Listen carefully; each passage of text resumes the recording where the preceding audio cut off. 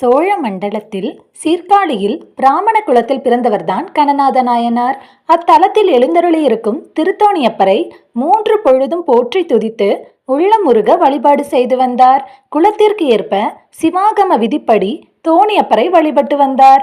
சிவனடியார்களுக்கு திருத்தொண்டு செய்யும் பணியை உயர்ந்த அறமாக கொண்டு வாழ்க்கையை நடத்தி வந்தார். இறைவனுக்கு தேவையான பூக்கொய்தல், திருமாலை கட்டல், திருமஞ்சனம் எடுத்தல், திருமெழுக்கிடுதல், திருவிளக்கேற்றல், திருமுறை எழுதுதல், திருமுறை வாசித்தல் முதலாகிய திருத்தொண்டுகளையும் மேலும் அடியார்களுக்கு தேவையான உதவிகளையும் செய்து வந்தார். திருத்தலம் தொடர்பான பணிகளில் விருப்பம் கொண்டவர்களுக்கு அவரவர் விருப்பத்திற்கு ஏற்ப ஒரு திருத்தொண்டினை தேர்ந்தெடுக்க செய்து பின் அதனை முறையே பயிற்றுவிப்பார். பின் நியாயம் தவறாது அத்தொண்டினையும் அந்த தொண்டினை செய்யக்கூடியவரையும் ஊக்கப்படுத்துவார்.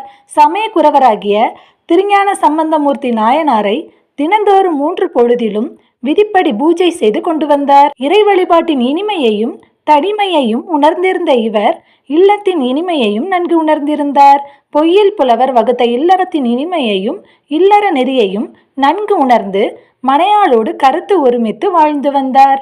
கணநாதரின் திருத்தொண்டினையும் பக்தியின் மேன்மையையும் கண்டு அவருக்கு பேரின்ப நிலையை அளிக்க திருவுள்ளம் கொண்டார் திருத்தோணியப்பர்.